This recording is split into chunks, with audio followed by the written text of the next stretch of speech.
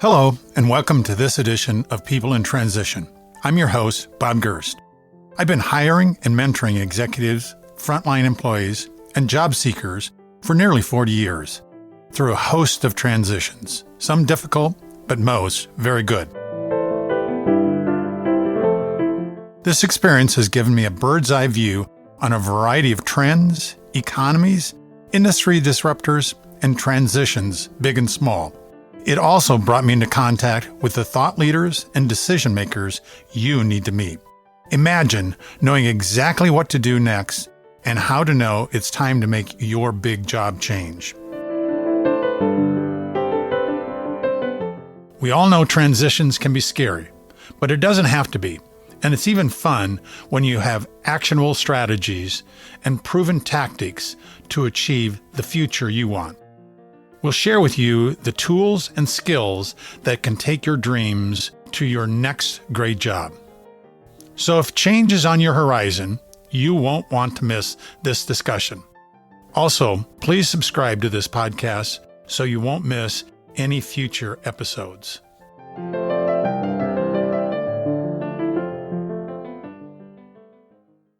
Welcome to the People in Transition podcast. Today, we have Craig Meriwether, a distinguished graduate of the Hypnotherapy Academy of America, where he earned his certification as a medical support clinical hypnotherapist. For over 12 years, Craig has been helping people heal from early childhood trauma, helping cancer patients with pain control, veterans with post-traumatic stress disorder, students with test anxiety, entrepreneurs with confidence issues, athletes achieve peak performance, people looking to improve and build confidence in their job search, and anyone who may be dealing with overwhelm, fear, and anxiety. Hypnotherapy is one of the fastest growing fields dedicated to facilitating and promoting human change, improvement, and achievement, and empowering individuals to reach their full potential. In this episode, we will delve into the positive effects of hypnotherapy, particularly for those who fear networking, interviewing, and navigating the various aspects of finding the next job. Join us as we explore how hypnotherapy can help you overcome these challenges and achieve success. Good afternoon, Craig. Thanks for being with us. Hey, Bob, I really appreciate the invitation to be on your show. I've been looking forward to this and don't know what we're going to say and how the conversation is going to go, but I'm excited to be here and I'm ready to get going. Craig, I think that this is a unique topic that we haven't covered in my prior episodes. So let's start off with first, give us kind of the layman's definition of what is hypnotherapy and how does it work to alleviate anxiety that a candidate may be experiencing? Sure. The big difference between, say, hypnotherapy and talk therapy is that hypnotherapy works exclusively with the subconscious mind. Whether you understand what the issue is that you're dealing with, the hurt, the pain, the anxiety, the anger, the subconscious mind is holding on to something for your protection to keep you safe. That's its main job, is for survival. Your subconscious mind is not against you. It's for your safety, your survival, your protection. And it may have installed some instructions on how to keep you safe that may be not very resourceful, not very resilient to you. Maybe these are instructions you installed when you were a child. And maybe they did keep you safe. Maybe keeping yourself small and hidden was the best thing you could have done when you were a child. But that's not going to work when you're out in the world as an adult. You're running a business. You're an entrepreneur. But those instructions may still be in there and they just haven't been changed. And you're allowed to change them. And that's what hypnotherapy is great at, helping you heal from past hurt and pain and to achieve your best life by installing new instructions. The way it does this is through deep relaxation and rest. It doesn't even have to be deep relaxation and rest, but just by resting and relaxing the body, you can quiet down that conscious mind. And the reason why it works so well with anxiety is because the foundation is rest and relaxation. You turn off the stress response, the sympathetic nervous system, and you turn on the relaxation response, the parasympathetic nervous system. And that's where healing happens. And Craig, tell us how effective hypnotherapy is in treating networking and interviewing anxiety, maybe compared to some other treatments or other avenues that someone might use. Sure. The research is out there. I know there's a lot of baggage around the word hypnosis and hypnotherapy due to what people see on TV and movies. There's the comedy shows you see in Las Vegas or Atlantic City or comedy clubs around the United States. And they're funny, they're amusing, but that's not what we do in clinical hypnotherapy. It's quite a different aspect of mind. The people who go to those shows, who get up on stage, volunteer. They want to be up there. They're extroverts. They're exhibitionists. They want to have a good time and have a funny video to show their friends and put on Instagram. But in terms of this working, it works because, honestly, you want it to work. And I know that may sound a little cheeky, but the real healing happens because you want to heal. I can't, as a hypnotherapist, make anybody do anything they don't want to do. That's why, say, smoking cessation work isn't 100% guarantee. I can't make anybody quit smoking if they don't want to quit smoking. If somebody comes into the office and say, well, I'm here to quit smoking because my spouse doesn't want me smoking anymore, hates the smell, hates the expense, but I don't want to smoke. I love smoking. They're not going to quit. I can't make them. I can't snap my finger 3 times and make them quit. So a big part of the healing work happens just by wanting to heal and wanting to get better. Great example of this is irritable bowel syndrome. I had the unfortunateness of dealing with that. The issue around it, the main issue, is stress, anxiety, and hypervigilance. Even the drug companies admit that. And so why hypnotherapy is not only great with anxiety, but it can actually help heal the body is because you're turning off the stress response. You're turning off that fight or flight stress response. All that energy that was going to armor you for the fight that's coming at you, even real or imagined, can now go back to your digestive system. It can go back to your immune system. You know, when you're in that fight or flight stress response, your brain is producing that adrenaline, that cortisol. It's moving 300% more blood to the big muscles of your arms to fight, 300% more blood to your legs to escape. Again, great if your natural disaster is happening. You're out in the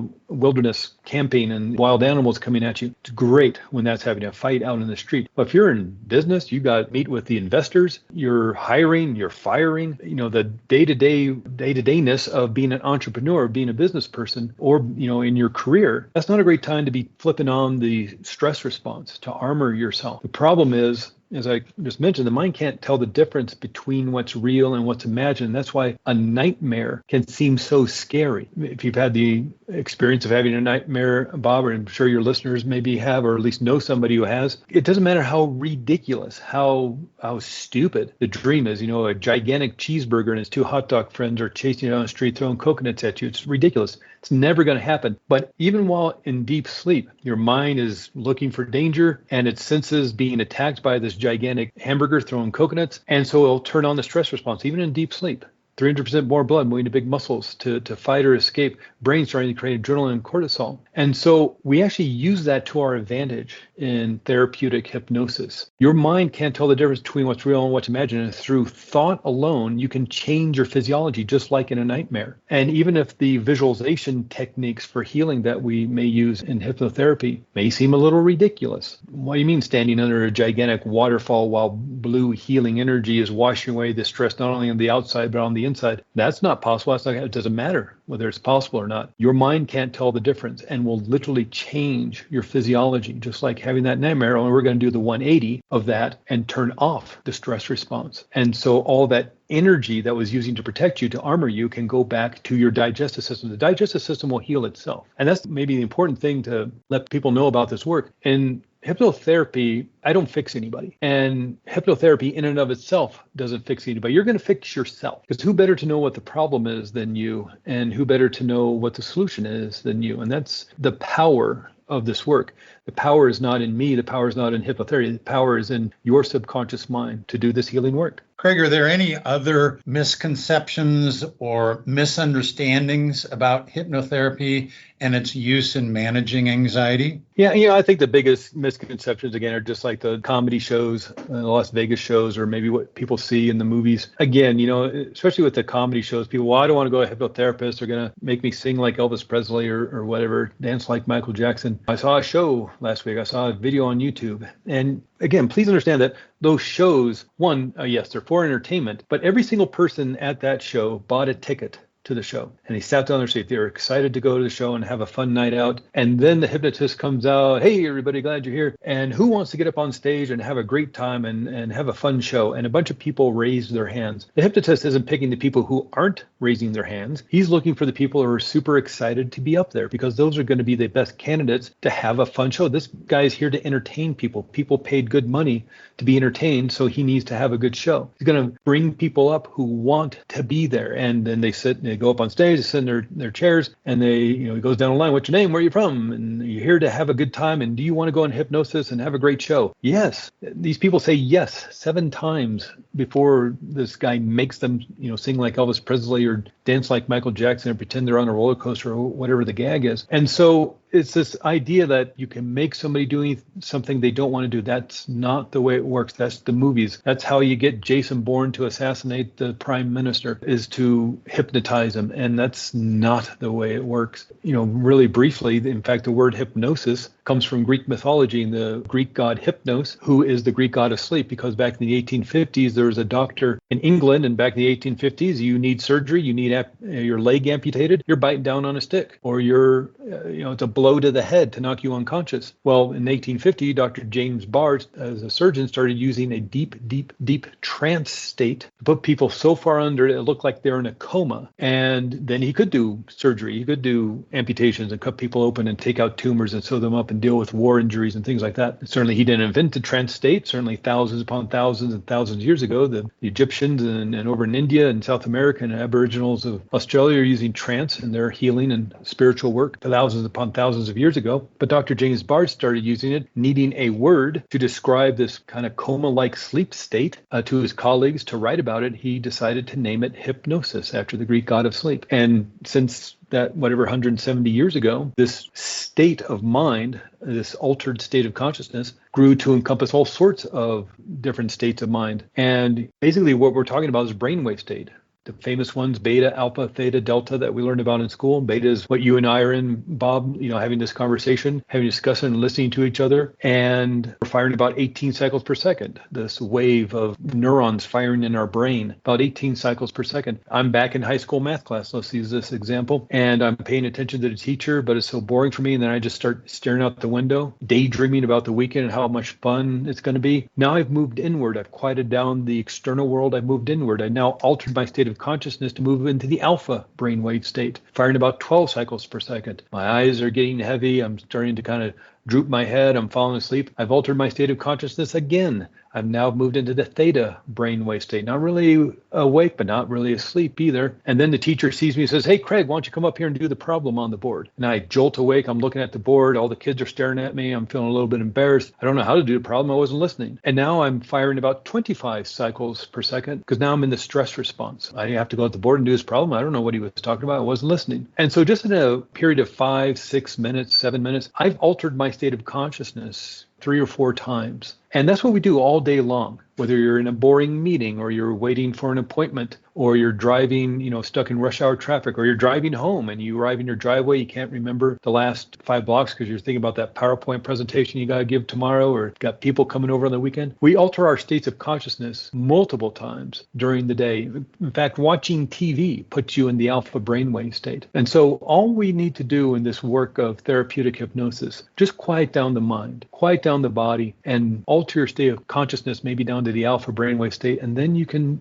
access this healing work of your subconscious mind. Craig, I'd like to shift gears a little bit, talk specifically about networking and anxiety that may entail. The term networking for some people strikes fear, way even maybe past anxiety. Yeah. So what have you seen are some of the common symptoms of networking anxiety, and how do they typically manifest themselves, and how can hypnotherapy help and deal with that? Yeah, there's lots of different physical ailments that people may notice if they're feeling anxious about doing a networking event, or even, like meeting some investors or doing a big meeting at work. And, it could be all the way from feeling nauseous to sweaty palms, maybe slight headache, or get that fuzzy thinking, that tunnel vision. And the reason why is because your body and mind think you're in danger. And It's just a learned response. Somewhere along the line, maybe there's some embarrassment, some humiliation, maybe some failure. Maybe there's a networking event that didn't go well. And now there's this trigger of, well, a couple networking events ago, a couple of years ago, didn't go very well, and I don't want to fail again. And there's this fear of failure. There's a fear of being judged. And that's a hard hit to our ego when we don't do well. Doesn't mean you're not going to do well again, but again, the subconscious mind is there to protect you and to keep you safe. And that, as we may have experienced in the past, wasn't safe. Maybe you didn't feel safe there because you were feeling humiliated or embarrassed or frustrated or disappointed because you couldn't get to say the right things at the right time. And knowing you have to go again, you may have a heightened sense of vigilance to keep yourself safe. Certainly was a learned response. You weren't born being afraid of networking events. You weren't born being afraid of meeting investors. You weren't born of doing job interviews to hire people or having a hard job of firing people. You weren't born knowing how to do that. So this was a learned response. And one of the issues of mind is that what is strongest within your mind is what you do over and over again. And of course, we know this if we're practicing the piano or the guitar or learning martial arts or to dance or a foreign language or a little kid learning to walk. What you do over and over again, you get better at. What you practice, you get better at. But what if you're practicing anxiety? What if you're practicing fear? What if you're practicing that in a specific arena, like a networking event? Maybe you're fine with the meeting of your management team and the 4 or 5 of you, 6 of you can get together and it's a great meeting. But knowing you have to go later on in the evening to a networking event where you don't know anybody, that creates a lot of fear and anxiety. And again, it's an unknown and your mind is trying to protect you. It wants to keep you safe. And the warning signals it's sending you is through the feeling of anxiety, our quote unquote negative feelings of anxiety, anger, fear, worry, overwhelm. These are warnings that there's danger in your external environment. Just like someone pulls a fire alarm in a building, the sirens go off, the strobe lights go off, warning everybody that there's danger and you need to get to safety. Well, we also have warning signals in our body, but it's the warning in the form of a feeling, the warning of anxiety. And so the issue becomes if you're practicing that over and over and over again, you're going to get really good at being anxious. You're going to get really good at feeling that fear or that anger or whatever the situation is. And so not only is there healing work maybe to be done about a past hurt, if there was an embarrassment or there's some trauma in the past, something that caused terror or fear that needs to be healed. But then there's also the practice of what do you want instead? Do you want confidence? You want happiness? You want peace? You can have it. But there does come some practice along with it. Just because you get rid of the anxiety doesn't all of a sudden mean your brain is wired for confidence and happiness. But you can wire your brain for pretty much anything. And you can wire your brain for confidence, peace, and happiness. But like anything, it does take some practice. Craig, can technology or social media be leveraged somehow to help ease that anxiety that you might be experiencing when you're networking? Yeah, there's social media apps, your phone, bit of a double-edged sword. Of course, it's causing a lot of the anxiety people are feeling because it's 24/7. You're always on. I feel so extraordinarily bad for the kids in school nowadays. It used to be bullies just went to work from 8 a.m. to 2 p.m. Monday through Friday. Now bullies can have access 24/7 through social media. But it's the same with work. It's the same for being an entrepreneur. We're always working 7 days a week anyway, but now it just seems like through social media, through the apps, and through the constant information we're getting, we're constantly putting out fires. But there are ways of utilizing this technology. There's certainly wonderful apps out there to help calm the nervous system, to help you regulate your nervous system, and just monitoring in all those smart watches people wear, the Fitbits and the whatnot, the Apple Watches. They can regulate, give you some biofeedback in terms of heart rate and things like that. And that can help you regulate your nervous system when your Fitbit or your smartwatch or whatever you're using is letting you know that, hey, you're getting into a bit of a danger zone. You're going from the green zone and yellow into the orange and possibly red zone. Then you become more aware, more mindful of your body by using this technology. And you go, oh, I need to do some sort of technique to calm my nervous system down. So technology can be great. There's a lot of apps, meditative apps. I mean, there's probably hundreds of them at the moment that can help you in just maybe a handful of minutes calm your nervous system down. So it's that weird double-edged sword. So much pressure is being applied through social media because you have to be on LinkedIn. You have to be on Facebook. You have to be on Instagram. Now there's TikTok videos got to make, which you might as well put on YouTube, which, okay, how are you going to get it to be on Instagram? Because the TikTok video can be 10 minutes. Facebook can be as long as you want, but Instagram can only be 90 seconds. It can be overwhelming. And if you use it to your advantage, they can be very useful if you're finding the right apps or you're finding the right benefits to you in terms of helping regulate and become mindful of your nervous system and where you're at. Craig, I want to switch over to talking about interviewing a little bit. What have you seen as some of the triggers of interviewing anxiety, and how might they affect the candidate's performance? Yeah, again, a lot of this is coming down to fear of failure, fear of being judged, especially in that situation, a job interview, or maybe giving a presentation, giving a keynote speech, or even maybe the presentation at the big meeting at work. There's this fear of failure that people may get because it hurts. You don't want to fail. You don't want to get an F on that report back in school. And maybe that 6th grade history report didn't go very well. And the kids kind of laughed at you because kids can, be mean and unaware at times. And they thought it was funny stumbling around and tripping over your words and photos were upside down or whatever. And they thought it was hilarious and they laughed. And that really hurt because it felt like an attack on you. And it became unsafe to be in front of people. Or maybe the teacher was disappointed or was very angry at you. And now you have this authority figure when you were a small child in the form of a teacher getting angry at you. And you can take that with you because if you're doing a job interview, that's somewhat of an authority figure looking at you and pretty much judging you.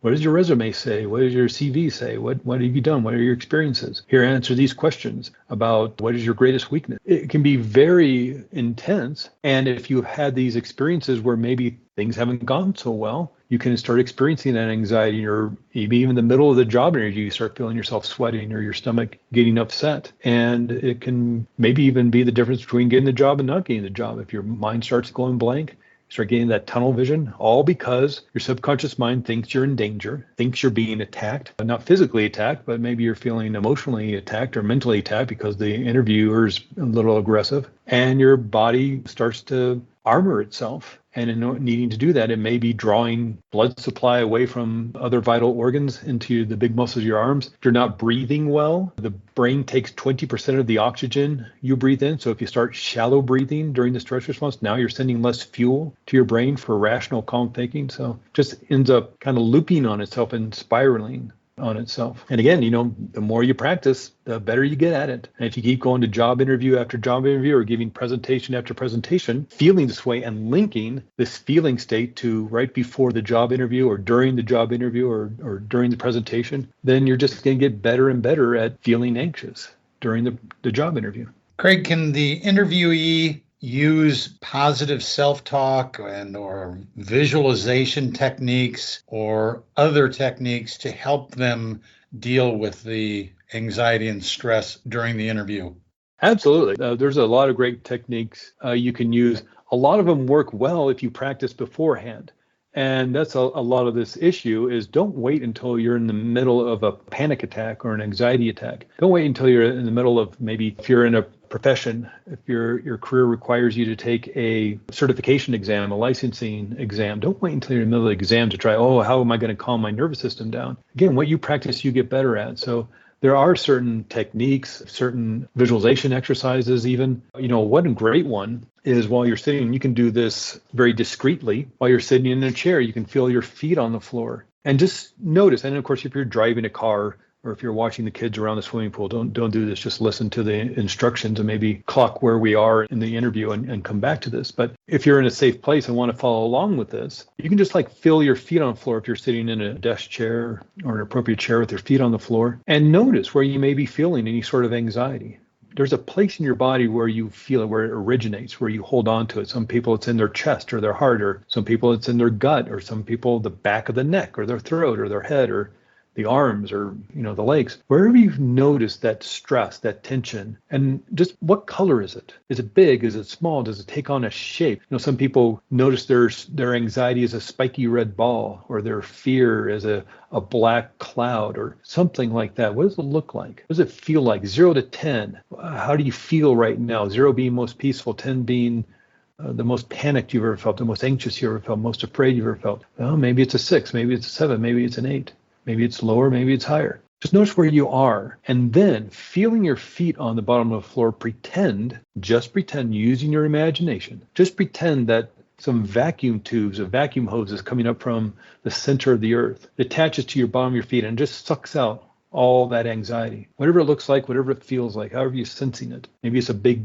dark cloud. Maybe it's a spiky red ball. Maybe it's just orange goop. Whatever it feels like. Maybe it's just the sensation. Maybe it's just a feeling. Just vacuum it all out to the center of the earth. And then once that's happened, just surround yourself in a cozy, warm cocoon of an amazing feeling. Maybe you sense a happiness and joy and peace as a golden white light, or maybe as a blue cooling energy. Again, just pretend that you're doing that and surround yourself with this, and then breathe it in. Breathe it into your lungs. Your lungs, it's going to move it into your bloodstream. Your heart's going to move this cooling energy throughout your whole body. And there's this one little simple exercise you can do in about 5 minutes. I don't know why I wasn't watching the clock, but I think that just in terms of explaining it took about a minute and a half, maybe 2 minutes to explain. And these are simple little things. If you don't have a half an hour, you don't have 45 minutes, that's one great little exercise you could do to, not literally, but through your imagination, just pretend that you're vacuuming out. Again, the mind can't tell the difference between what's real and what's imagined, and will change your physiology to match what you're thinking and feeling, just like that nightmare. And doesn't matter how crazy that nightmare is. Cheeseburger, chasing down the street, throwing coconuts, it'll change your physiology to turn on the stress response. So let's use that to our advantage. Are you literally vacuuming out the stress and anxiety down the center of the earth? No, probably not. But you can pretend that you are, and your mind and your body will follow suit. And this is the power that you have. And yeah, it may seem a little ridiculous, may seem a little silly, but when you're in the throes of anxiety, and maybe you're taking that professional exam to get certified or licensed, or you're about to walk into a job interview, or whatever the situation, you're about to walk into that meeting with new investors, feel your feet on the floor and just notice where you are in terms of your feeling state and do something about it. It's great to do it when it's just a 1 or a 2 or a 3. Don't wait until it's a 9 to try and do something about it. If that's where you are, then yeah, definitely do something about it. But it's easier to deal with if a 2 or 3. Don't ignore it. When it's a 2 or 3, that's when it's really easy to deal with. And that's when it starts training your body to like, oh, it's a 2 or 3. Let's get rid of it now. Don't wait until it's a 9, 9.5, a 10 till you do something about it. Get it when it's a low number. And then even if that's the method you want to use, just pretend you're vacuuming it out the bottom of your feet. Craig, are there any books or other resources that you would recommend to our listeners that could help them deal with the stress and the anxiety of the job search? Yeah, there's 2 things I want to recommend. One is my own course, ACE Any Test, which you can find at aceanytest.com. It's something that I developed for test anxiety, and not necessarily just high school students taking the SAT. If you're a university student, if you're getting your master's degree, if you're taking the bar exam, another professional exam, you're a 65-year-old starting a retirement career as a real estate agent, haven't taken a test in 40 years. It's for that, but it's also, what if you are having a job interview coming up? You are giving a presentation or a speech, or maybe you're a musician or an actor doing an audition. These are all forms of tests. And it's an online course that teaches research-proven techniques to turn off the stress response and to boost confidence. So aceanytest.com, but also I highly recommend the books of Dr. Daniel Amen, A-M-E-N, Dr. Daniel Amen. Many people probably know who he is. He's usually the guy on the news who they go to when needing to talk about the brain. Extraordinary neuroscientist, but he must be in his 70s or maybe getting close to 80 by now. And he has, I'm guessing, at least 25 books out there about the brain. A lot of them dealing with anxiety, depression, ADHD, memory issues. So, of course, there's aceanytest.com, but also just go on wherever you get your books. Your library probably has a bunch of them. Your local bookstore and even used bookstore probably have a bunch. Of course, any online store, bookstore is going to have them. So just Dr. Daniel Amen, start going through his material. It's extraordinary stuff. Craig, we have gone through so much information today, and it is really, I know, going to help candidates as they're going through the recruiting process. If you have them remember just 3 things to help them find that next great job easier and faster and less stressful, what would those 3 things be? Absolutely. I would say First and foremost, what is strongest in your mind is what you do over and over again. You can use this to your advantage, or it could also be a detriment to you. If you're practicing anxiety, fear, and anger, you're going to get better at it. So practice confidence, practice peace of mind and body, even just 5 minutes a day. And, even if you just have 5 minutes, we just did that process of vacuuming out. Put yourself in the right mind state before you walk into that job interview, before you give that speech, that presentation in front of the board of directors. Look, right now when we're recording this, it happens to be during the Olympics. I guarantee you, every single athlete, whether an Olympic athlete or a professional athlete, musician, actor, they are putting themselves in state before they walk out to their event, whether it's a solo event, a group event like swimming or running. They put themselves in state. You do the same. You're going to walk into that job interview. You're going to go out and do that presentation. You're going to meet with the investors. You got to meet with a new candidate about being a senior manager. Put yourself in state in terms of the person that you need to be to make that a successful interview, to make that a successful presentation. And I'd say the third thing is, again, the mind can't tell the difference between what's real and what's imagined. Use that to your advantage instead of your detriment. And you will notice in a short amount of time, this doesn't take months and years, this can take weeks, you will notice yourself starting to shift and start creating your best life ever. It will happen. You are that powerful. Craig, every time that you and I have talked, I know that you have peace and understanding and calmness to your life. And I know that you helped bring that to others that are listening this today. I want to thank you for sharing your insights, your experiences. And I know that there's going to be job seekers that are going to be much more comfortable and much more confident because of your advice. Thank you, Craig. Oh, thank you, Bob. I really appreciate it. I really appreciate you inviting me onto the show.